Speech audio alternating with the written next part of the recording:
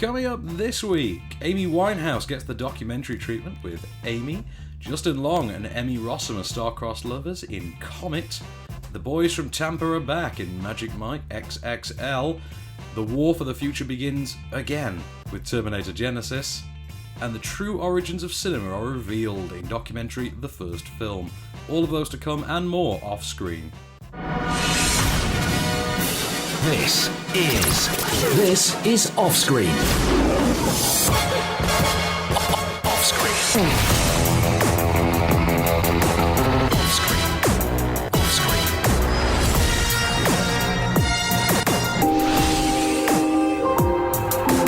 With the latest film news and reviews, this is Off-Screen, the on-screen radio show.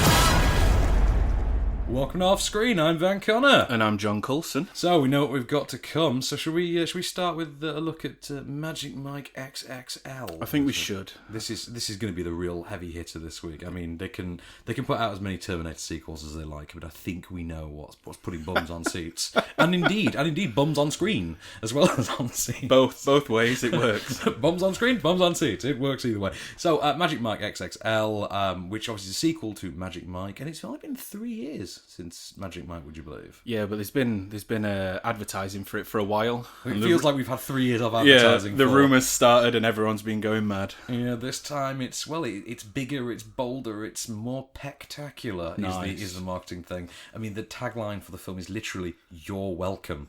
So make of that what you will. Right, so.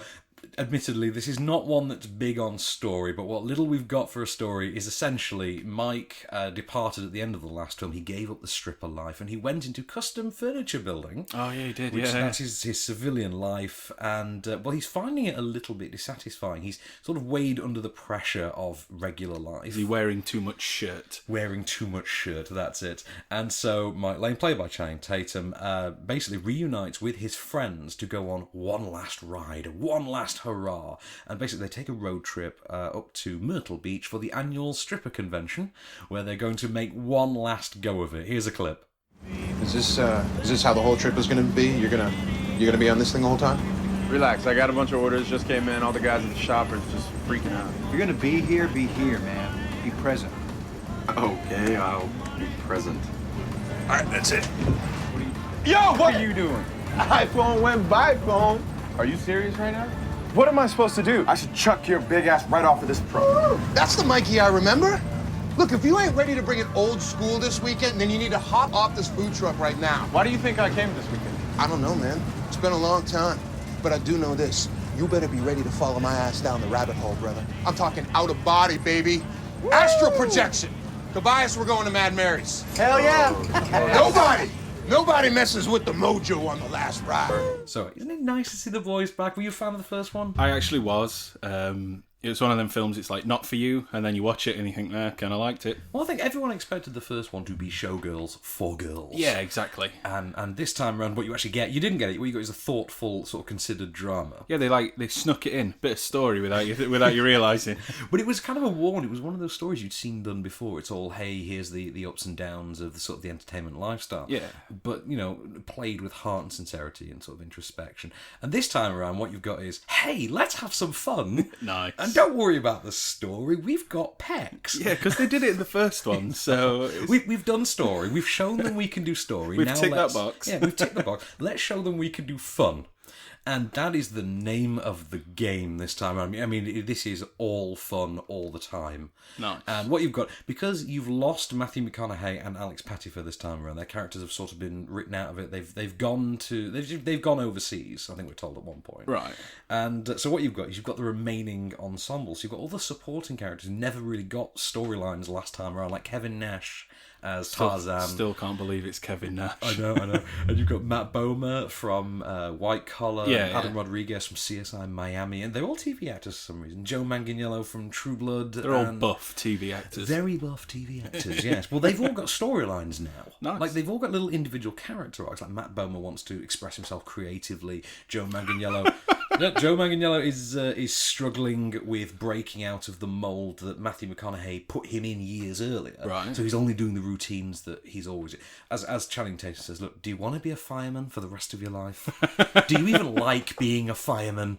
He's like, no, I hate being a fireman. Then don't be a fireman. But it's all I know how to do. You know? And, fair enough. And that does lead to the highlight of the second act, which is this absolutely fantastic sequence in a convenience store with Joe Manganiello and an unsuspecting cashier, which it will have you howling with laughter. But this time as well, because the last movie, I say it seemed to be aimed at women. I mean, in terms of its marketing. Yeah. This one, obviously, again, with the marketing aimed at women. Yeah. But what you've got is actually a strong sort of female ensemble as well. So you've got, for instance, Jada Pinkett, right, who is, of all the women, walks away with this film. She's just got such sort of goddess-like presence to her. Because she's the MC. All right. She's doing the Matthew McConaughey role from the first yeah. one, but this time it's a girl. And it turns out it's a lot more fun, because the last one had to do the whole alright. This time it's Jada Pinkett in what seems to be a sprayed-on trouser suit. Oh. And she fills that trouser suit very lovely, I must say. Well done. And you've got Elizabeth Banks as a little cameo in, and she has this 2-minute cameo that she makes her own so easily, like such gravitas to it, and such I am an established legendary actor sort of a performance. All right. So, but you're not. You're Elizabeth Banks from Zack and Miri Make a Porno. You're not a legendary actor. It's fair enough. But... You know when Patrick Stewart turns up at the end of Men in Tights, or Sean Connery turns up at the end of Robin Hood, Prince of Thieves? Yeah, he has that little cameo, and because he's such a great actor, it makes all the impact. Elizabeth Banks does that as the admin, as the administrator of a stripper convention. Brilliant. It's true. And then you've got Andy McDowell puts in a good turn as a sort of would-be cougarific, well-funded crumpet. Crumpet. And then you've got Amber Heard, who does the requisite emotional stuff, who seems to be sort of phoning in the Cody Horn role from the first movie, which nobody cared about. Yeah. But, I mean, the fun is in the boys and their interaction. This is a better bromance than Entourage was. I mean, this is the bromance Entourage wishes it had been. Ah. And you think, okay, this is kind of weird, because this is also a Warner Brothers movie. Never mind, I'm not even going to get into it. Channing Tatum is now the movie star that he was sort of threatening to be last time around, right. And it shows, and he's clearly enjoying himself, and so are all the guys, and it's quite obvious. You have this thing where when you get these casts together, and they had a great time filming it, but you start thinking, I didn't have a good time watching it. Yeah. This is one of the few times where that pays off, where they've had a good time doing it, you've had a good time watching it, and if you want to see it in the best possible format, just go and see it on a Friday night at 11 o'clock in the most heavily packed, alcohol-fueled, female-centric audience imaginable. And, it's unreal. There is nothing like it. So it's like, treat it like a strip show, get the most from it. Exactly. Treat it like a strip show. Have a few cocktails. Go and sit smack in the middle of an audience full of women, and you will enjoy the hell out of it, because you will see exactly what the film is meant to be. You get into the fun of it. And like I say, you can fit the story on the back of a matchbook. but it's fun. Steven Soderbergh isn't directing this time. Gregory Jacobs is, but Steven Soderbergh's handling sort of the cinematography side. So it may as well still be a Steven Soderbergh film. It still looks like a Steven Soderbergh film.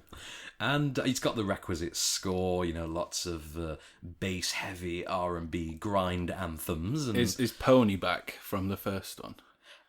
Oh, is he the very heavy? No, it's the song that. Pony. Yes, it does get mentioned. It gets mentioned quite a bit. Yes, the 90s classic. Yeah, that does.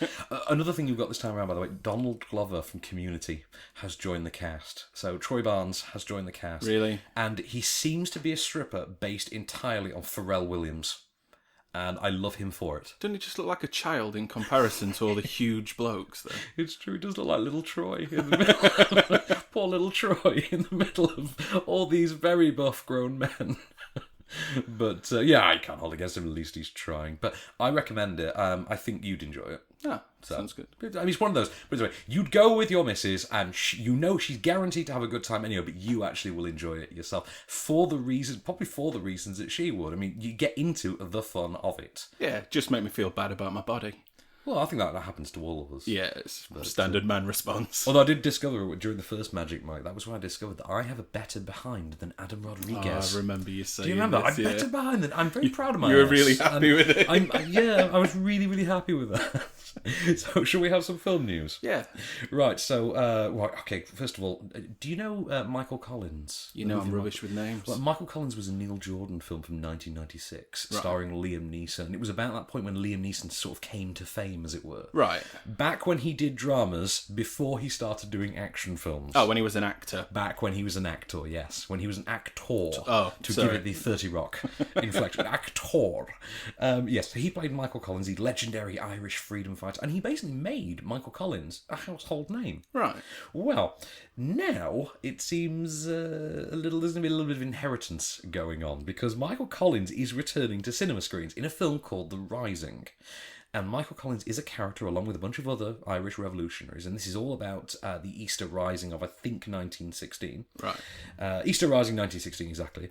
And Michael Collins now is going to be played by a young actor known as Michael Neeson. And would you not know it? He's the son of Liam Neeson. I've got a picture of him here if you'd like to see it. Look, that's what Liam Neeson's son looks like. That's kind of scary. It is kind of scary, isn't it? Yeah. To think that there is a young buff. He is buffer now than he is in that picture. But there is a young, studly version of Liam Neeson kicking around. Does this mean we're going to get like Taken done again in 30, 40 years? Pre-Taken? Yeah.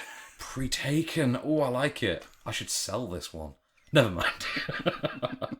So I have another piece before we carry on. Paul Thomas Anderson, who wrote Boogie Nights and Inherent Vice recently. He has signed on to write Pinocchio, which has been coming for a long time. The Robert Downey Jr. version. This is going to be another one of the live action fairy tales. Robert Downey Jr. is going to play Geppetto, and Paul Thomas Anderson, of all people, is writing the thing.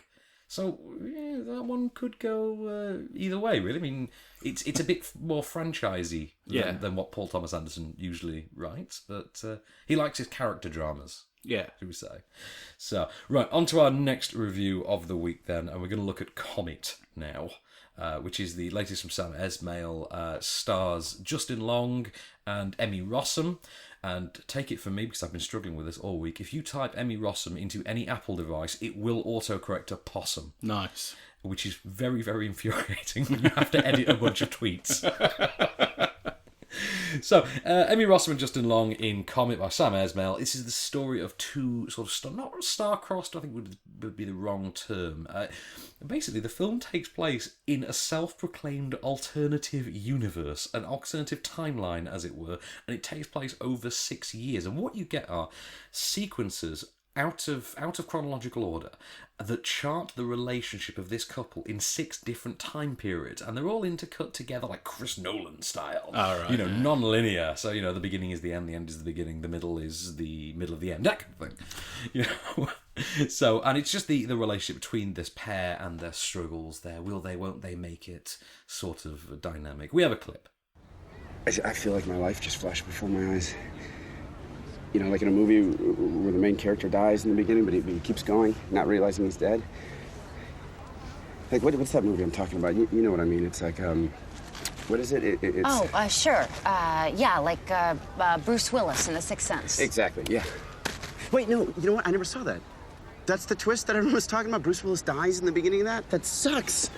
Oh, I really wanted to see that. Justin Long and Emmy Rossum there. Now, I have a weird thing with Justin Long, because Justin Long, you'll have this as well. You've seen him in a million things. Yeah, loads. You and I are big fans of Waiting, for example. Yeah. And you think, how is he not a star?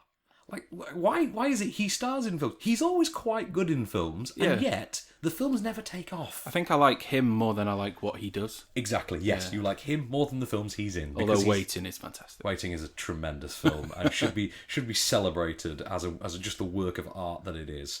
But no, so Justin Long has never been launched into out-and-out name-on-the-poster fame. You can't sell a movie on Justin Long.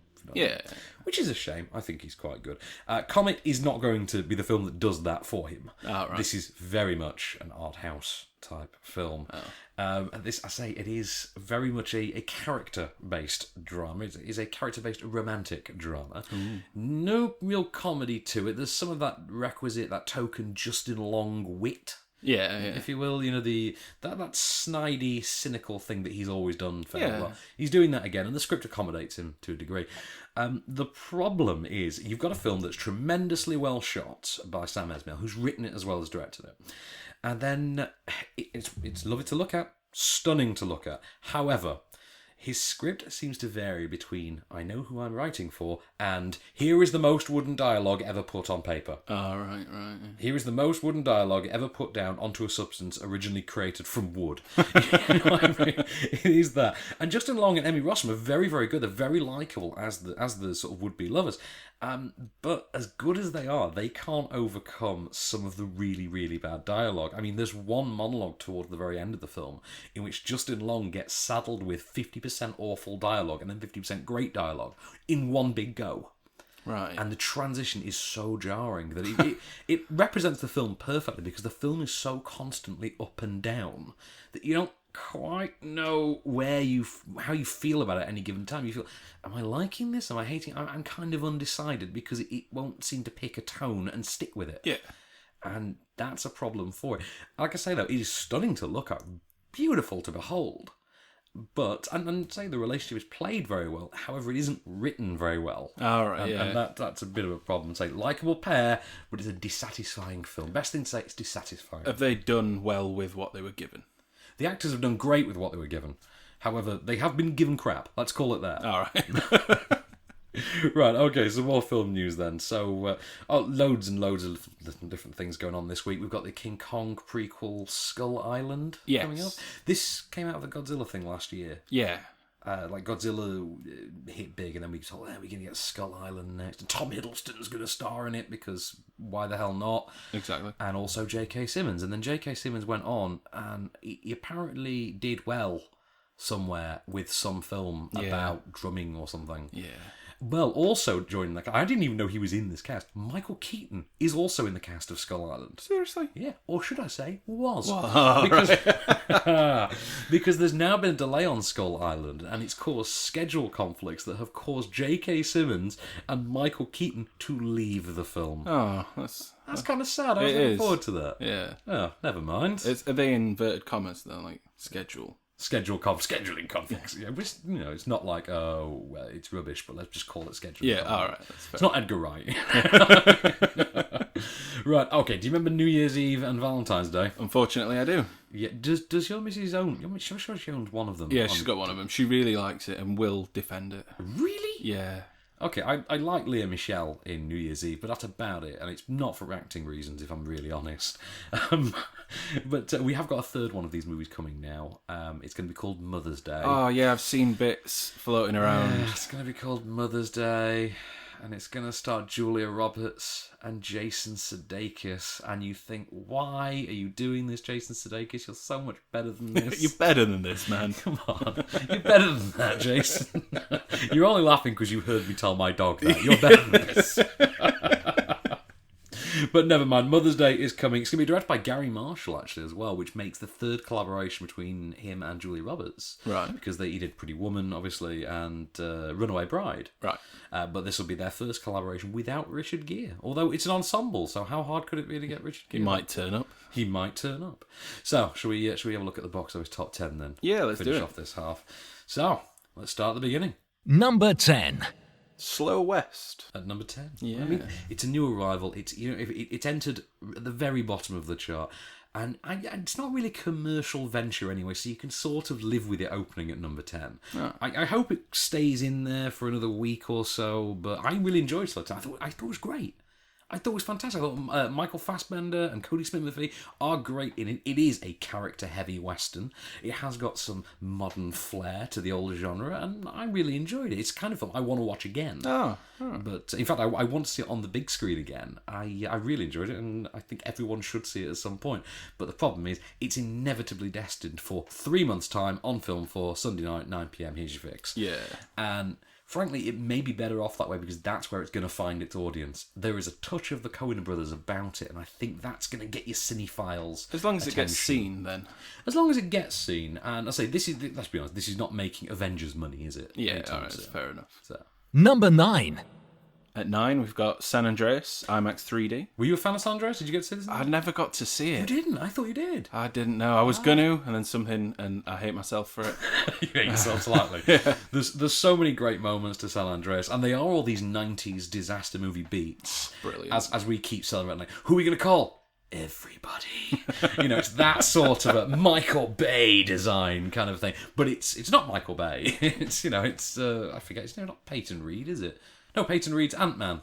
I forget, it's the director of Journey to the Centre of the Earth. Right. Because obviously this is his second venture with The Rock, who was in the second one of those movies. Oh, yeah, he was, yeah. And that's it. I mean, it's fun. It's a fun, old-school, 90s style disaster movie starring The Rock. What's not to love about that? I love that guy. Exactly. Number 8. At 8, we've got The Longest Ride. The latest Nicholas Sparks adaptation. Oh, another one. Well, this is the thing. I had that attitude going in, which is, I don't need another Nicholas Sparks adaptation in my life. The moon is transcendent. The moon is transcendent. And that line, look at the moon tonight, it's positively transcendent, keeps me up at night, if I'm honest. That is a favourite of yours. It really is. It's one of those, it's a line of dialogue that's up there with only the surfer can stop the destroyer, but he needs his board. Your other favourite. My other favourite line, which is from Fantastic Four Rise of the Silver Surfer. And I guarantee you that Josh Trank's upcoming Fantastic Four reboot will have nowhere near that level of classy dialogue in it. But no, The Longest Ride, you expect it to be awful. You go and think, actually, everyone who's involved in this seems to know what they're doing. They seem to know how to play it. And that's kind of admirable, because it's the first time anyone's been on that page since The Notebook, way back when. It's been 11, 12 years since The Notebook. And this is the first time since The Notebook that they've gone, okay, we need a good lead. We're going to get a good lead. And who do we get for a good lead? Hemsworths are busy. Find me an American Hemsworth. Okay, Scott Eastwood. You don't get more of an American Hemsworth than that. So he looks like a Hemsworth. And he's Clint Eastwood. Fantastic. Everything we need. Does he have a flannel shirt and a hat? Brilliant. Okay, we're sold. And he needs that. I mean, literally, I think it's one of those things that you can check off the Nicholas Sparks boxes as you go. And see, have you got Sitting by a Lake? Check. Is there a cowboy hat? Let's check. Is he sanding down a boat at any point? Okay, brilliant. And is there someone going off to war? Okay, fantastic. And then we have to have a death. And then okay, and it is that. And it is the checklist thing. But everybody involved, so Scott Eastwood, Britt Robertson, Jack Houston, Una Chaplin, Alan Alda, bit of a tongue twister, they all seem to know the film they're making, and they manage to make it work. Oh, right. So, you know what? First time in 12 years, I'll go with it. First Nicholas Sparks movie that's worked for me. Fair enough. I'm not saying it's a great film, believe me. This is not Dawn of the Planet of the Apes we're talking about. It is still a Nicholas Sparks movie. It's just not a bad one. It's just not a particularly awful one. So, what we got next? Number 7. At 7, we've got Knock Knock. Oh, Knock Knock. We were talking about Knock Knock earlier, which is just awful. Just so dreadful. It doesn't look good. I mean, it's a movie that begins with, here's 10 minutes of Keanu Reeves playing a happy dad. Whoa, my family's cool. Oh, monster wants breakfast. And you're like, your family life is so nauseating that when the plot of this film inevitably turns and the idea is that you're going to be taken away from it, I kind of want you to be. I'm looking forward to that. Yeah, I'm looking forward to you suffering purely for me having sat through the nauseating scenes in which you're like, whoa, I love you so much, like my world. And you're like, shut up, Keanu. And it's awfully cast, awfully written. It's shot as if the director's only other film was Hostel. Nice. Which, we probably would have been better off if his only other film was Hostel. And no, just no, 1,000 times no. It's basically Fatal Attraction for the YOLO generation. Oh, it is Death and the Maiden for morons. It's funny games for Snapchatters. You can pick your mixtures on this one. Yeah. Pick something ridiculous and current, and then a classic hostage-taking film, emotional torture film. It's that for that. Basically, that's how it works. Fair enough. What it isn't, however, is anything resembling an enjoyable experience. Number 6. Lost out to count for a second. Entourage.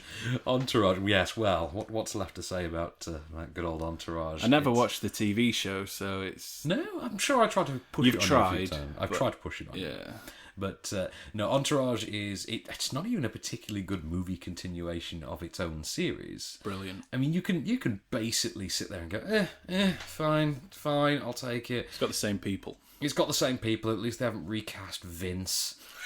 Actually, no, bad example, because the guy who plays Vince has always been awful anyway, because he makes for the least believable movie star ever. Fair enough. Yeah. The worst thing I can say about Entourage is that Sex and the City made a better movie. Oh dear. Sex and the City became a better, it made more of a logical transition from TV to movie than Entourage did. Now, Entourage was always made rather theatrically anyway, but Sex and the City was as well to a degree. And when Sex and the City became a movie, it looked like it had visually transitioned. This just seems like, hey, we're just going to make another episode, but it's going to be 2 hours long. Is it like when they do a cartoon film and it's just a longer cartoon episode? No, bad idea, because when they do a cartoon movie, it usually has a movie plot. All right, fair enough. Do you know what it is? It's the old Star Trek conundrum. The old Star Trek conundrum was always, we don't want to make films that are just extended episodes. And on the few times that they did, they admitted that they had, and they accepted sort of responsibility for why it failed. So like Star Trek Insurrection, for example. Yeah. This is the same problem. What you've done is made an extended episode, or what you've done is actually made 5 extended episodes and then stuck them back to back, and your storylines are the exact length of an episode, and that's the problem. That is a problem. Very big problem. Yeah. Number 5. Empire Strikes Back, which... Secret Cinema. Yeah. Well, this is the thing. I mean, it's doing well. It's. I love the fact we always know how much money Empire Strikes Back has made because it's sold out. So it's so weird to see it in the top 10.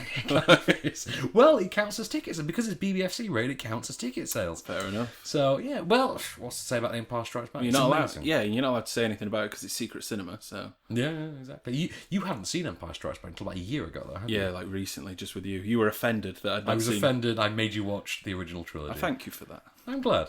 Number 4. Number 4, Mr. Holmes, which I'm actually looking forward to seeing if I can still catch it.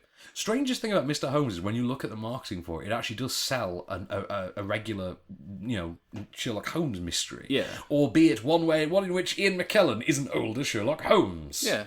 Elementary, dear. Thank you. I'm working on some of my impersonations. My Keanu seems to go in and out. But, I mean, it is very enjoyable. McKellen is terrific in it, as is Laura Linney. In fact, the cast are uniformly superb. I particularly like Roger Allam's little appearance in it as well. I'm a big fan of Roger Allam. But Bill Condon, beautifully directed, wonderfully shot, well written, very sharply written, and Ian McKellen, well, it's not like he's ever going to turn in a bad performance. Exactly. Yeah. Number 3. At number 3, we've got Spy. Oh, did you see some? You must have seen Spy. I saw Spy, and did you laugh your ass off? So hard. All the way through. I've had this arm taken off. I put back on back now. I'm going to finish that line. How good is Jason Statham in Spy? I don't think he'll ever realise how good he is. Well, it's Channing Tatum in 21 Jump Street. Yeah, exactly. When no one thought he could do comedy, and then he did this, and you're like, wow. Yeah. Not only can he do comedy, he can do comedy. Yeah, it's so much fun. So much. I mean, Melissa McCarthy's great, but we expect her to be. We just don't expect Statham to be. Yeah, exactly. You just expect her to be good. It's like, this is what you do. Yeah, this is what you do. You're fine. Yeah, good job and everything. Pat on the back. Come on, toddle along. Yeah, Stath, over here, man. It's that sort of a moment. If there is a reason to see Spy above all else, see it for Jason Statham. Just for his little explanations of how good a spy he is. Exactly. Number 2. At number 2, we've got Jurassic World, IMAX 3D. Now, you saw this one as well, I know this one. Yeah, but not in IMAX, but I was sat very close to the screen, so... Oh, same diff then. Yeah, same. Like a really budget version. Same diff, you sat close to the screen. I'm a big fan of Jurassic World. Oh, it's fantastic. I'm really glad it's done, because it's done so much business. It's been kind of stupid. I mean, have you seen how much money this has pulled in week 3? This is nearly £6 million in week 3. That's crazy. That is just bonkers, and it deserves to. It does. A great summer ride. For lack of any other better description. You can pick it to pieces if you want to, but why would you want to? Exactly. Why do it? You're dead inside. You're dead inside. There's no wonder left in you if that's what you're going to do. You know when people say, well, it's not as good as the first one, it's like... It's not meant to be. Yeah, it's not going to be. And then there's people who are like, oh, it just makes me think of the first one. I'm like, then you're having a good thought. Like, I'm failing to see a problem. You should be happy. Yeah. At least you're not thinking of the third one. Number 1. At number 1... we have Minions, IMAX 3D. No, I know you saw this because you went with me. Yes, I did. You were a fan, weren't you? Oh, I loved it. I Loved did it. as well. It's so wacky and zany, and I've seen it again since. Did you go again and see it? Yeah. Oh, did you take her? Is that what it was? No, I went just with friends that were going, and I was like, you know what? It's really funny, so I'm going. I'm not even going to fault you for that. She was away for work. I'm not that bad a No, person. exactly. No, it is a lot of fun, and it is wacky, zany, colourful, all over the place. It has that wonderful Looney Tunes aesthetic. Yeah. The first Despicable Me made. It's all of its own, and it goes back to the villain sort of world of the first movie, which was always the most fun part. Yeah. And Sandra Bullock and John Hamm are kind of, I think they suffer kind of because it is the Minions film, but I did love Michael Keaton and Alison Janney as the family that the Minions encounter. Yeah, they're brilliant. So much fun. The little cutbacks to him as well, and you see him again, and you're like, So much fun. But no, I really enjoyed it, and I wouldn't say I want to see more Minions movies. I want to see more good Despicable Me movies. Yeah. But this isn't as good as the first Despicable Me, but it's better than the second, I would say. I like that they've done one, and I don't want them to do any more. So just put them in the Despicable Me movies, but we've still got a good Minions movie as well. With the latest film news and reviews, this is Offscreen. Welcome back to Off Screen. So, should we have a look at Amy now then? We shall. Okay, so Amy, which is the latest from Senna director Asif Kapadia, I believe his name is. Nice. Indian-born British documentary filmmaker. Now, obviously, Senna went down pretty well about 5 years ago. That was so good. And it won all the BAFTAs, didn't it? I thought it had won the Oscars, and I think it had been nominated but not won. Oh, right. It did win BAFTAs. As long as it won something, it was brilliant. Well, he's taken a few years off. He's gone and he's covered Amy Winehouse now. Right. And so what we've got now is his follow-up documentary, which chronicles the life and tragic demise of Amy Winehouse. Is there a need to explain who Amy Winehouse is? Should we just assume that everyone knows? Everybody knows. The singer with the beehive hairdo. Let's just say that. Yeah. There you go. Okay, here's a clip. I look like a floating head, I've got no hair. I'm just on a black screen. There's my hand. What's going on? We'd recorded quite a few demo recordings, and I started to talk about whether she'd ever consider writing. She said she's not sure about writing songs, but she's written a lot of poems. And he's my life. She knew full well she'd been writing songs, but they were very personal songs. Now, I don't know an awful lot about Amy Winehouse. Didn't know going into the film. Didn't know an awful lot. I just know what the tabloids tell me to know. Yeah. You know what I mean? This is the problem, though, because we live in a culture that is so tabloid obsessed. It's so gossip fueled. Digital Spy, Us Weekly, EW, all that kind of stuff. And so it kind of feels like Amy Winehouse never went away, so to speak, even though she's been dead for 4 years now. Yeah. It sort of feels like she's still around because we're constantly hearing about her. Yeah. And so this film nicely sort of effectively takes that notion and sort of burrows it right down into the heart of itself. So it uses the idea of the tabloid as Amy Winehouse as tabloid fodder to actually fuel itself. And what it does is it's quite effective.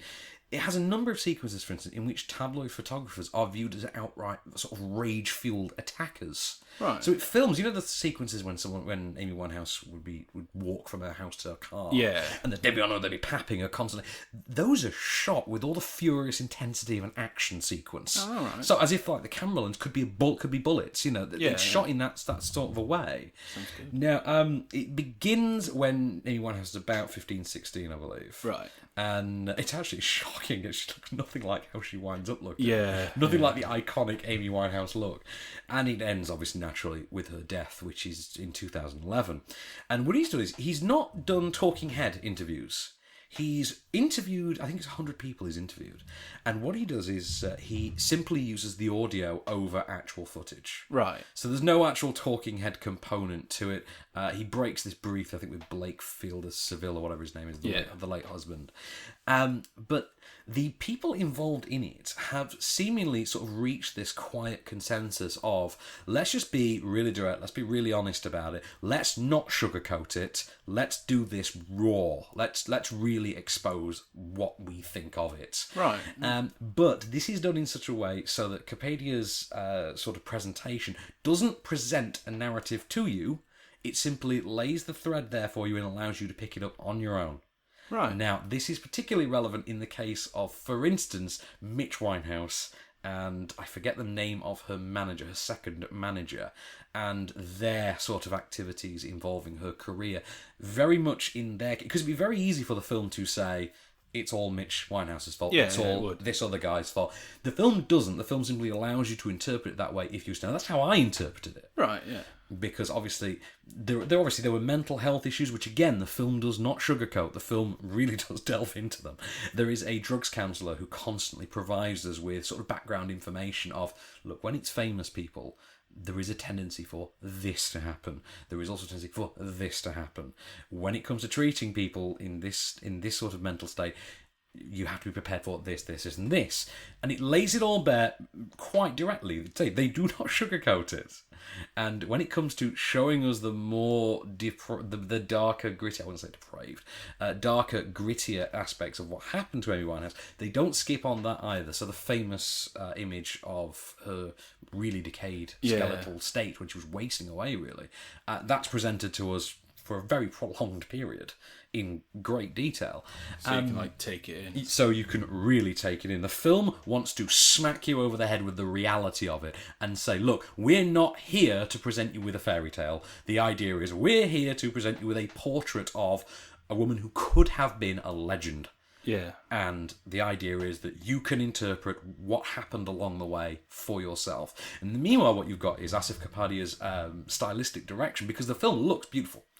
Incredibly slick, energetic, constantly moving, a lot of motion involved, and he's used some really great cinematography to sort of anchor the film between various sort of cutscenes and montages. A lot of really great transition stuff in there, and then of course you have throughout all of it this really great Amy Winehouse score. Because you forget how good the music actually was. Yeah, you do, because of all the tabloids. Exactly, because of all the tabloid fuel over the years, you sort of forget how good the music was, and the film brilliantly reminds you of that. Now, it's fairly unbiased. It's not for the fans, and it's not for the detractors. It is very much a state of play sort of a documentary, and you don't really expect anything less from the director of Senna. Yeah, well, exactly. Yeah. I mean, it's stirring, it's moving when it needs to be, when it gets to, because there are some really heart-wrenching moments to it for obvious reasons, but it's also incredibly insightful. There's a lot more thoughtfulness in there than you would actually expect from a musical doc. Yeah. I think it's another sort of triumphant film for Asif Kapadia. It sounds like it. I'm really looking forward to seeing it. I recommend it. Definitely recommend it. I would go and see it. Because you also seem to be more of a fan of Amy Winehouse than I was going in. Yeah, I'm a fan of her music. I ignored the You ignored the rest. Yeah. Well, you know me. I never particularly liked Amy Winehouse. Not because I didn't like the music. I think it was the overexposure, the tabloid overexposure. Yeah, being thrown at you. Yeah. Music was perfectly fine. Yeah. But I have a lot more sort of respect for the story, I think, after having seen the film. All right. Well, that's success then. So yes, it's successful for me in that regard. So let's have a look then at what else we've got in the news this week. Ashley's War. Have you heard about this one? No. This is the story of female Green Berets in Afghanistan. All right. Famous book by Ashley White, who was one of these Green Berets. She's written a book called Ashley's War. Reese Witherspoon is going to turn it into a film. Go figure. Reese Witherspoon. She's really getting out there as a sort of producer, Reese Witherspoon. Yeah, she's come back again, hasn't she? Yeah. So there was a Spock documentary coming out. Nice. Yeah, this has been sort of spearheaded by Adam Nimoy, the son of Adam Nimoy. yeah. And it's called For the Love of Spock. Brilliant. And this was Kickstarter funded. It's now reached its Kickstarter goal, so it looks like we're going to get our For the Love of Spock documentary. Well played, Internet. We've got to talk about the Star Trek and Guardians titles, because Star Trek 3 is now officially Star Trek Beyond. Right. And Guardians of the Galaxy 2 is now officially Guardians of the Galaxy Volume 2. Yeah, nice. Yeah, go figure on that one. Okay, one final piece then. Guillermo del Toro was going to be directing the Dark Justice movie. Yeah, he was. Yeah, well, he's not anymore. Oh, right. He's now left it. Oh. And yeah, that's kind of a shame. I'll be honest, I was really looking forward to that. People stopped caring about that now. Well, that's it, because Guillermo del Toro, who else could make that concept work? Yeah. I mean, he's your go-to guy. He would have been perfect for it. So, should we have a look at Terminator Genisys then? Yeah, let's do it. Okay, so Terminator Genisys, which is from Alan Taylor, who brought us Thor: The Dark World, former Game of Thrones director. Yeah. This is the latest attempt to reboot the Terminator universe. So this time around, what you've got is you've got the future war sequence that all these movies start with. Yeah. You know, John Connor leads the troops in the future, lots of lasers. It all looks like the beginning of Days of Future Past. You know, that kind of thing. Only this time, for the very first time, we get shown the time machine. You know, the Skynet time machine that sends the Terminators and Kyle Reese back in time. Yeah, right. We actually see it now for the first time. This is how they discover. Well, I say discover. John Connor, for obvious reasons, knows it's there. Yeah. He leads his army to discover the time machine for the very first time. And we go through the motions of, I need someone to go back in time, protect my mom. Hey, Kyle, why don't you do it? Because, you seem like you got nothing on. Why don't you go and do it? And Kyle Reese, this time around, is played by Jai Courtney. A.K.A. John McClane's son. Yeah, let's not. Let's never revisit that. Okay, so A.K.A. that guy from the what? Never mind that one. Okay, A.K.A. that guy from never mind, not the guy from his terrible Divergent as well. And I'm kidding. let's just call him a bad actor, and I'm done with it. So yes, so Jai Courtney travels back in time. Only this time there is a rupture in the timeline. History has changed. Bum, bum, bum. Exactly. I mean, you could literally do that moment in it. So Kyle Reese arrives back in 1984, and we get the sequence from the original Terminator again. You know, where he arrives outside the department store and he's naked and he gets the Nike Vandals and he puts those on and gets the trench coat off the homeless guy in the trousers, and he's in the department store. And only this time, a T-1000 appears. Wouldn't you know it? So a Robert Patrick model, only this time it's played by Young Hun Lee from Red 2 and G.I. Joe. Yeah. And Sarah Connor arrives in full commando mode to take the thing out and tell him the future, it turns out, really isn't set. It's all changed. Only this time the present's changed as well because the past was altered to begin with. And what we then have is a whole new Terminator timeline. Right. In which Sarah Connor is now a full-on commando under the tutelage of Arnold Schwarzenegger's Terminator, who's now referred to as Pops.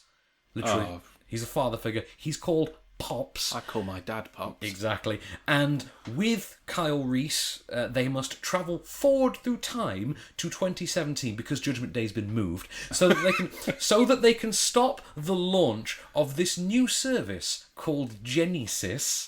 Hence the ridiculous spelling of the title, Genisys, which is this cloud-based app that links desktops and tablets and is in fact a Trojan horse for Skynet to infect the internet and take over the world and of course bring out the apocalypse and Judgment Day. But wait, there's more. But we're not going to reveal it for spoiler reasons. Here's a clip.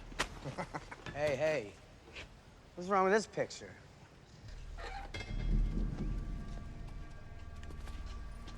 Nice night for a walk, eh? Nice night for a walk. Wash day tomorrow. Nothing clean, right? Nothing clean. Right. Hey, I think this guy's a couple cans short of a six-pack. Your clothes. Give them to me. Now. You won't be needing any clothes.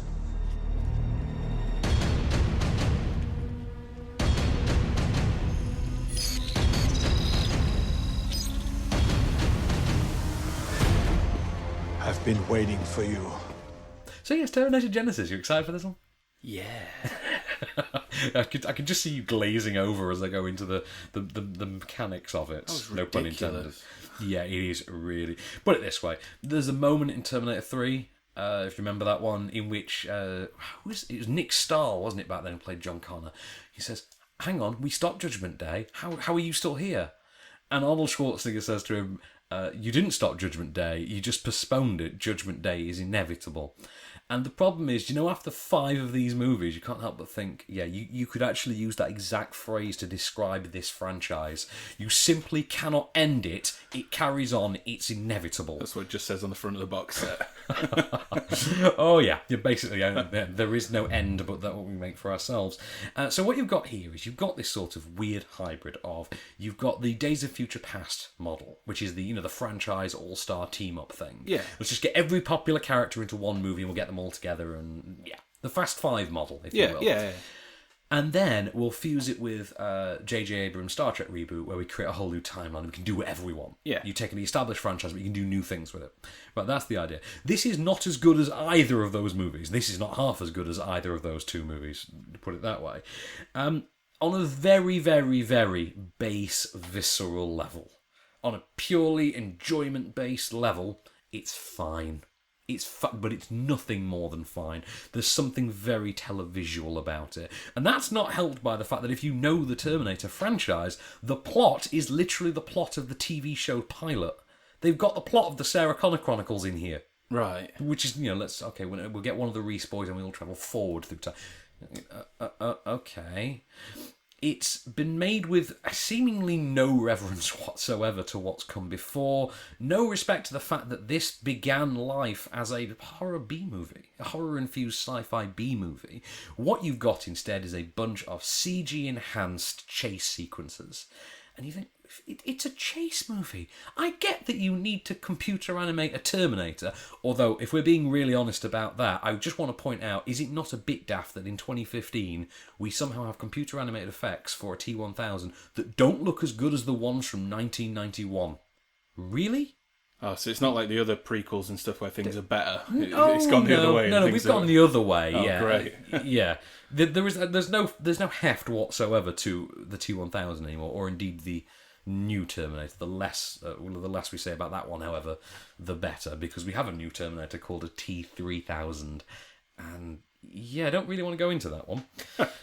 Except someone's been watching Star Trek First Contact a little bit too much, because it's literally a plot point from there. Nice. So, but this is the thing, outside of the very, very basic entertainment level, what you've got a franchise which wants to lay the groundwork for a new franchise in which anything can happen. The only problem is, that's a lot of potential. There's a lot of potential there, and this film does nothing with that potential. Nothing. Just literally, hey, you know what? No one's seen a car chase across the Golden Gate Bridge for a while. You're like, no, we have. We saw that in the last Planet of the Apes movie. We've seen that recently. Yeah, we had apes do this. And then we had Godzilla, and then we had... not really blowing our minds here, you know what I mean? There's nothing new to this. It's the same thing again.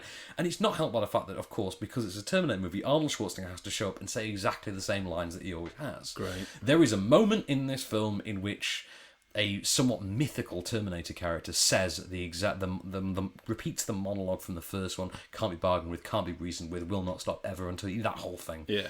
And you just think, yes, but in the context you're using it, that makes no sense. And that's another thing about the film. Its A to B logic is non-existent. Right? There is an article doing the rounds on the internet at this very moment in time that attempts to explain the new Terminator timeline. Now, it goes on for about 4 solid sides of A4 if you print it out. Really? And it still does not accurately explain what the hell this new timeline is.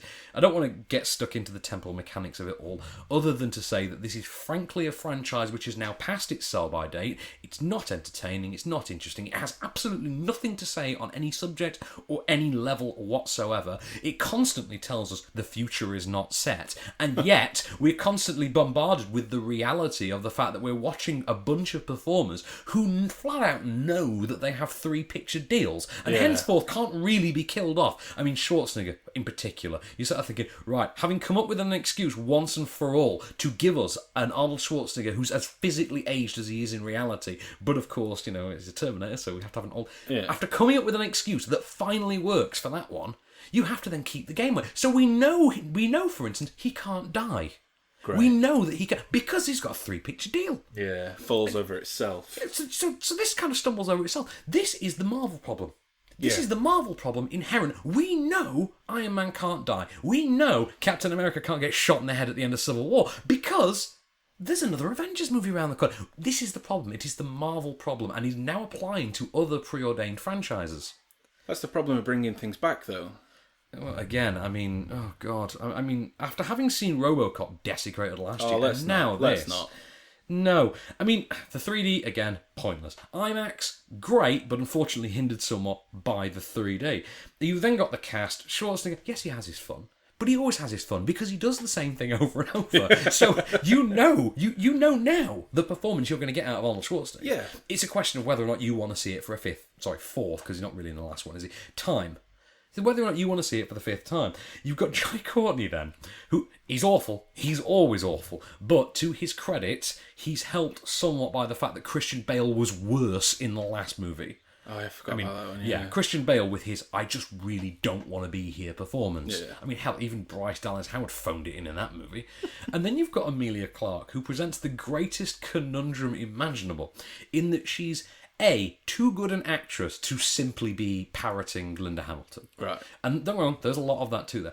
But she's also too sort of charming and endearing and just cute. Yeah. To be taken seriously as Commando T2 mode Sarah Connor. Right. And you're thinking, I kind of don't feel like any part of this works. I mean, don't get me wrong, Emilia Clarke, great performer, and it's nice to see her on the big screen and everything. But this is not the role. This really is not it. And then you've got Jason Clarke.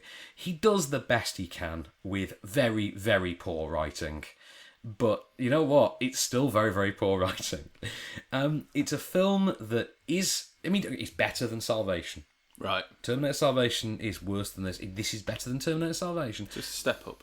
Exactly, but it does not have that underdog, that sort of admirable underdog quality that Terminator 3 had. Right. Terminator 3 is the movie that shouldn't have been any cop. Wasn't much cop, but at least it was some cop. This is no cop. This is zero cop. No cop whatsoever. And actually, on the subject of cops, J.K. Simmons does turn up as a cop in this, and he is a lot of fun. However, as one of the film's two sort of surprise roles, I will point out that the other surprise role is ruined by stunt casting. Great. And if I just say the word TARDIS, you might have a vague idea what that involves. Like I say, it's not as good as Rise of the Machines. It's better than Salvation, but frankly, it's not any good. So, Yeah. So, competitions. So we've got to plug those this week. Because, you can go along to onscreenfilm.com, you can go in the competition section and win some swag. If you're going to get swag, as Winston would say. Winstone. Is it Winstone? Ray Winstone or Winston? Yeah, whichever one you want, really. Yeah, I think you can. But, so this week we've got competitions for the Wedding Ringer. We're giving away Blu-ray prize packs, the Wedding Ringer. You get like an emergency wedding kit. So you get like a shot glass, a coffee mug, tuxedo t-shirt. Oh, brilliant. You even get a little sweetie pack as well. Like it's like nice. a little torpedo full of sweets and a copy of the Blu-ray. You can get, we're giving Chappie DVDs away as well. Yeah. So, Chappie had its fans, it seems. You know what else? The Sharknado Oh Hell No trailer came out today. Brilliant. The trailer for Sharknado 3. If you've not seen it, pop along to our YouTube channel. It's in the trailer section. So just go to On-Screen Film on YouTube, in the trailer bay. Or, it's on the front page of our website in the sidebar. There's a whole upcoming movies thing where there are currently 52 trailers in a line. You can just press play and play them all. Oh. Did you know this? I do now. This is why we own Apple TVs, so we can do this. This is how I watch them half the time. This is how I watch trailers now. I just use our own trailer feed. Nice. So, okay, one final film then for the week. Shall we look at the first film? So the first film... At the end. At the end. So the first film, which is a documentary by David Nicholas Wilkinson. And this is a bit of a revisionist historical tale, this one. Because this is the chronicle of David Wilkinson's 33-year quest, apparently, to prove that cinema was invented in Leeds, of all places. And not, as previously thought, in France 2 years later by the Lumiere brothers. And so what he does is he travels around, he talks to a lot of experts, he talks to... for instance, Tom Courtney, Joe Esterhaas, everybody in the know that he can get access to. And he really does get it. Goes all the way to the US, goes around Europe, and he tries to prove that instead of the Lumiere brothers, it was in fact Louis Le Prince who invented cinema in Leeds with the Roundhay Garden Party all the way back in 1886. Here's a clip. Have you ever heard of a man called Louis Le Prince? Never. I have not. I never heard of Louis Le Prince. Le Prince was the first person to capture continuous movement from a single point of view, which predated anything by Edison or the Lumiere brothers. Le Prince was never to receive the acclaim he deserved, and in an industry that's had 1,000 tragedies, his was the very first. Louis Le Prince came to Leeds in 1866. It was a time of really very great change. All sorts of things were being discovered. You know, it was a place where you could make things happen. Some aspects of photography started to inspire people into capturing motion. David Nicholas Wilkinson's documentary, The First Film there. Now, I was quite a fan of this. It was a really, really good-natured documentary because given the nature of it, which is, we're trying to right a historical wrong. Yeah. So to speak, it feels like one of those films that you could get up on your high horse about. You know, if you're the documentary maker, you could be on your high horse. Yeah. This is wrong. This is an injustice. This is a travesty. But no, what he actually does with it is to say, hey, this is what a school teacher told me once upon a time. I believe it, and I've looked into it, and I've found a couple of little bits of evidence that say I'm probably right. So here, I'm going to tell you what I know. I'm going to lay it all out for you, and then I'm going to try and figure out just what the hell happened. What is the story here? And as I say, he's actually a really good documentary presenter because he has a sort of, not tongue-in-cheek, but just a rather pleasant tone to proceedings, a sort of earnest likability to him. And he's a bit of a quirky character. I've never met the man myself. I've spoken to him very briefly, but I've never met him. But he seems to be quite a quirky character purely based on his on-screen antics. Right, yeah.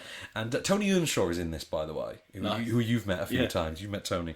Tony Earnshaw is in the film. Brilliant. And gets to actually partake in a contemporary reenactment, a restaging of the original film from 1886. Nice. So they actually make it on the exact spot in Leeds where the original was filmed. They find it, and it's in a suburb now.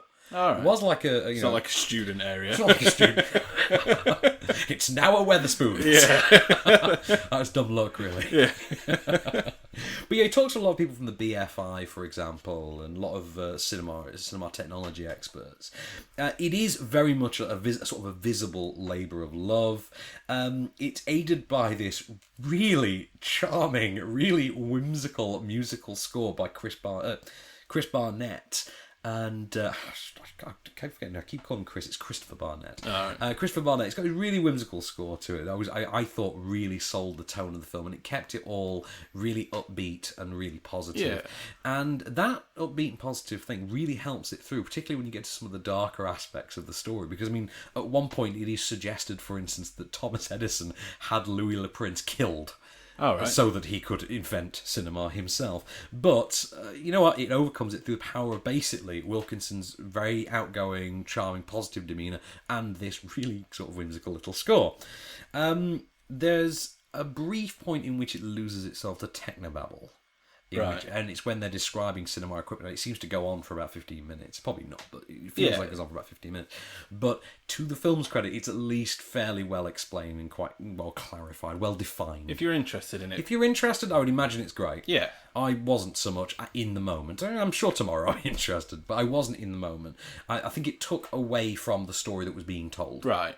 But I understand why it's there, and yes, it's important, but I felt like it took away from what the journey we were on at that point. Right. The film, it doesn't so much take on shock tactics. It sort of sweeps shock tactics aside and just goes for, let's be straight and well-intentioned about everything. Okay. And on that front, I think it works for quite a successful presentation of the argument that Dave Wilkinson's trying to make. I now genuinely believe Louis Le Prince invented cinema. To me, it worked on me. It worked on me. Although, I've been won over twice by documentaries in a week now, it would seem. Yeah. I now like Amy Winehouse as well. But, yes, I say, it keeps its head above water with its tone more than anything else, and its good nature, and it is quite sweet and pleasant and good about what it's doing. And, it's a bona fide cinematic mystery that's being unveiled before you and being explored, and I think it works really, really well. That's brilliant. So, film of the week this week. I'll be honest, I think Amy's terrific. I think the first film is very good. So it's for me, it's between the two documentaries, and I think they're equal. They're equally good for different reasons. Do you want to cheat? Give one film and give one doc of the week. Okay, all right. How about this? Amy is the better film. The first film is the better documentary. Brilliant. And Magic Mike is the most fun. Magic Mike was a lot of fun. I got to admit, I did enjoy it. So next week, of course, we've got the return of Ted. Next week, we do. To give him his full name, having seen the film, Ted Clubberlang. Nice. Yeah, because if you can decipher that, then yeah. We've also got The Choir, which is directed by Dustin Hoffman, which is a British film directed by Dustin Hoffman about a school choir. Dear White People is finally out next week. Have you seen the trailer for this one? No. Yeah, Wilson and I saw this last year. It didn't go down well. Right. We have Love and Mercy with John Cusack as Brian Wilson from Beach Boys. Yes. Have you seen? You must have seen, 'cause it's on BBC News. Yeah, recently. I've seen bits. Yeah. Well, it's John Cusack and Elizabeth Banks. We have Song of the Sea is finally released next week, which is the anime tale from. It was popular around the time of the Oscars. Oh, I saw a trailer for it before Minions, I think. Yeah, you go. The second time. And of course, the film that needs no introduction, Human Centipede 3. Final sequence gets its UK release next Friday. So we'll be covering all that and more next week. This has been a Candy Store production for On Screen. I've been Van Connor. I've been John Coulson. And we'll be back next week. Just show me the way to get out of here, and I'll be on my way.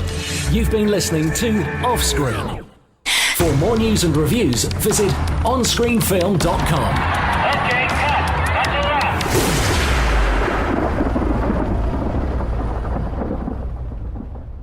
Come with me if you want to live.